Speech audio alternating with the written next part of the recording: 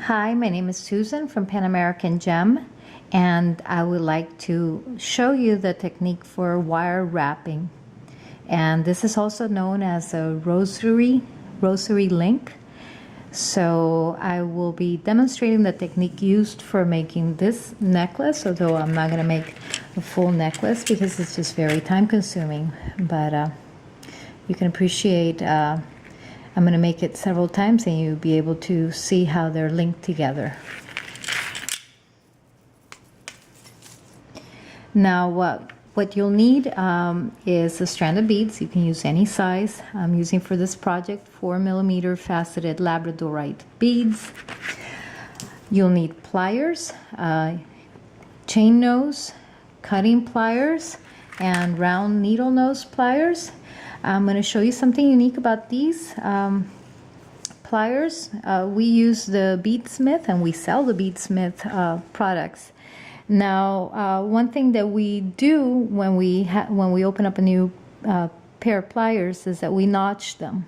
Okay, so with a box cutter or something sharp, maybe some garden shears, something that you're not going to mind dulling the blade. Just make 3 notches with a little separation in between. So this one probably has a 2.5mm separation, and the one notch closer to the tip will make a smaller round loops. The medium one, a medium one, and this one's for a larger one. And anything larger than that, I just eyeball it. But most of the projects I use one of these sizes. So they don't come notched, but this is something that is very useful so that you have consistent loop sizes. Now I am using 14 karat gold filled wire. Now the size that I've decided to use for this project is 0.017, and you can find a conversion chart at the website panamericangem.com. Have a handy conversion chart from the American wire system to the gauge wire system, so you can see which ones line up best, because they are different. And they come in spools of 1 ounce or ½ an ounce per size, and this is 1 ounce gives you at least of 0.17 wire. 1 ounce will yield about 75 feet. So it does go a long way. I'm going to work with 1 foot of wire at a time. It just makes it easier to manage. And you'll need a clasp. I'm going to demonstrate how to attach the clasp to it, and some beads. Now I'm going to start by using the round needle nose pliers, and I'm going to make my loop sizes the medium notch. So I'm going to go up to there and right where the notch is, and you only need to notch one of the 2 sides of the pliers. You don't need both. One's enough a guide. And then I'm going to turn towards me. I'm going to have to open it up, move the plier a little bit so I have more room, and there. Okay, so basically I am making this shape, and this I will call step number 1. So I'm going to put it here as a reminder. Step number 1. They all have to start like that. So for step number 2, what I'm going to do is where you've made kind of a little coil where the 2 sides meet, I'm going to go in with the tip of the same round needle nose plier, hold it, and give it a ½ a turn towards me.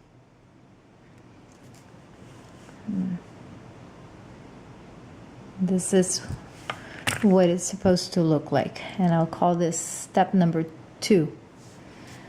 So step number 2. And now with the flat chain nose pliers, I'm going to hold the rounded part of your loop, right at the top. I'm gonna hold it, and this is an initial link. So otherwise you could, well, I guess we could do it right now. I'm gonna pull this little leg up just a little bit to give me some room in between here to put in the clasp. And in this same fashion, you can add a chain link, a jump ring, another bead link. So here we are. Now very carefully, I'm going to go back and hold that ring without, without bruising anything else around it, like the clasp.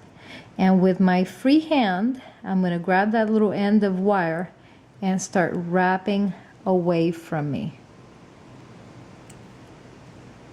And I find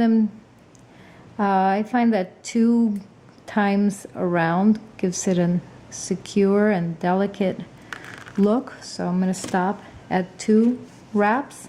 I'm going to come in with the cutting pliers and really get as close as I can to the wrapping end.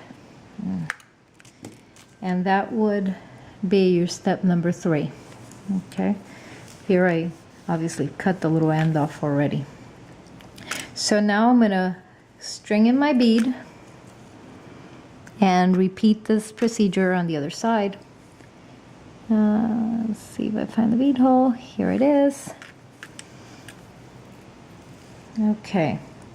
Now, when I'm doing the second side, I find that,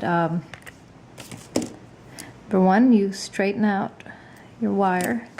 I find that perpendicular loops work best. They give better movement to the necklace. So you'll have to just see how it works out for you. But for me, perpendicular works best. So I find that second notch once again on my pliers. And I'm going to turn away from me this time because I'm doing it perpendicularly. And once again, move my pliers a little bit so I can have room. And I'll come up with this, which, if you think about it, is similar to this, but you already have a bead on one side and the other side has the long end of the wire. So I'm going to go in and with the round nose pliers, I'm going to get where they meet, where the 2 sides of the wire meet. I'm going to hold them together with the tip of the pliers. I'm going to give it a half turn towards me.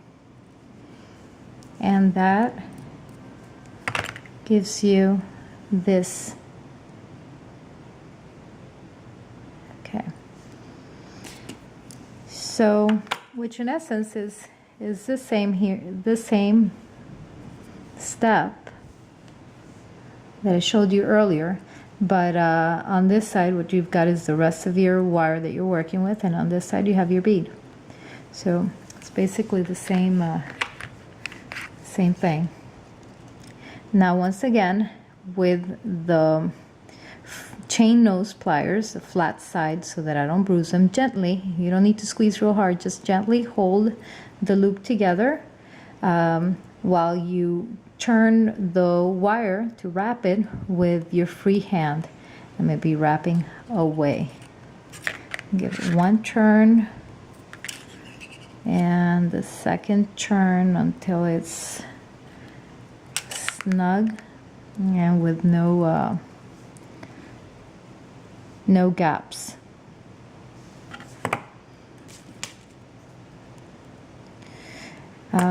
You really don't want large gaps or uneven wire loops. You can't have too many wrapping on one side and not enough on the other. You want to be consistent. So that's the first link, and any other link we make after this, we're gonna connect it to that one. So once again, with the middle line that I've notched, I'm gonna go ahead and give it a turn towards me, another kind of have a turn towards me, because I gotta open the pliers and kind of allow for some room, I'm going to come to where they're both joined together once again with the very tip of the plier and give it a half turn towards me to have that. Step number 2, basically. So with the chain nose pliers, I'm going to hold the round loop and kind of pull that little leg open a little bit, and that is just so that I have room to put the link we made through. And the reason for that is that if I were to just try to jam in the link, it might deform this loop. So carefully I'm going to hold the loop together while I use this end to wrap. And here we go. So 2 times all the way around works nicely in my opinion. I turned it around and I'm going to cut the excess.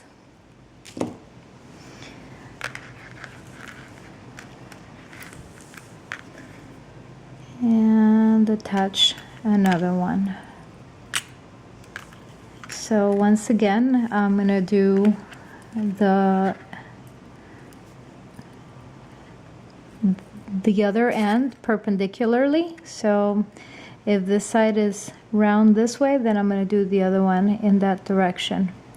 So here we go. I'm at the second notch once again so that all my loops are consistent. And I'm going to turn. Oops, I get the pliers in the way. There you go. I'm going to turn, open my plier, and I can help myself also with the nail, and turn until they meet. And this would be, it looks like that. So then I'm going to go in once again with the tip, and now be sure to hold it just where they meet. Not if you hold it too far up, when you straighten out that loop, then you're going to have a big gap over here to fill with wrapping. So in order for it to be consistent and not too many, you don't want to hold it too far open. You want to hold it pretty, not too close either, because it won't give you any space to wrap, but just a little bit in between, kind of like that. And then give it that half a turn towards me. And what you end up is with that. Now you're ready to close that loop by wrapping it. So hold it with the chain nose pliers. The reason why I don't hold it with the needle nose is because they tend to bruise the wire, and bruising the wire means weakening the wire. Similarly, as you can see, I'm wrapping in one direction. If I thought I made a mistake and start unraveling in the opposite direction, it would weaken the wire. So at that point, I'd rather just clip and start again. And here we go, 2 loops. Maybe 2 and just a pad. And go in and cut away the excess wire.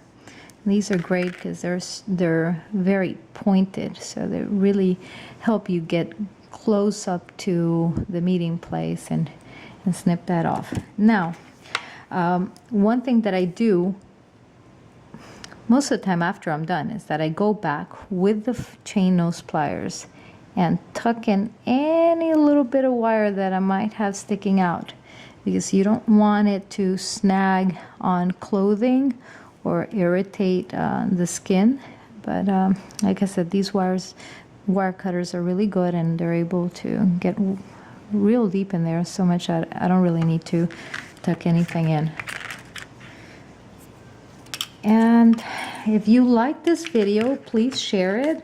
Share it on whatever you like, Facebook or Pinterest, Instagram. And don't forget to visit the website. We carry all these materials at PanAmericanGem.com.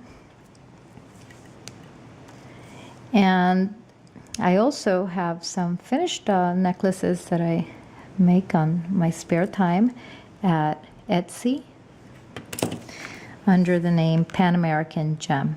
Okay, so I've done one more loop, and this is going to be the last one I'm going to demonstrate, but I think you get the idea. Open it up just a little bit.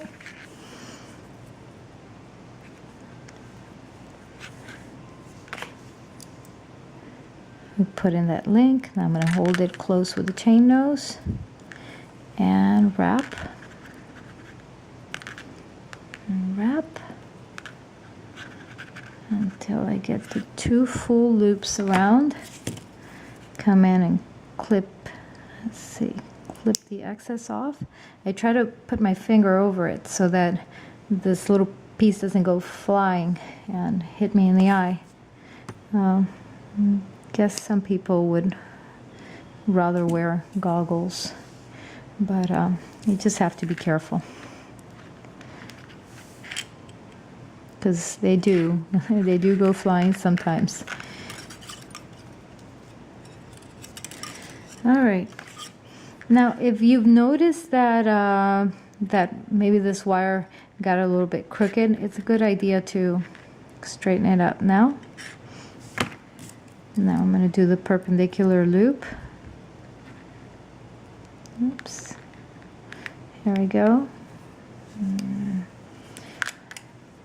I hope you find this video informative, and if you can give me a like, that would be very nice.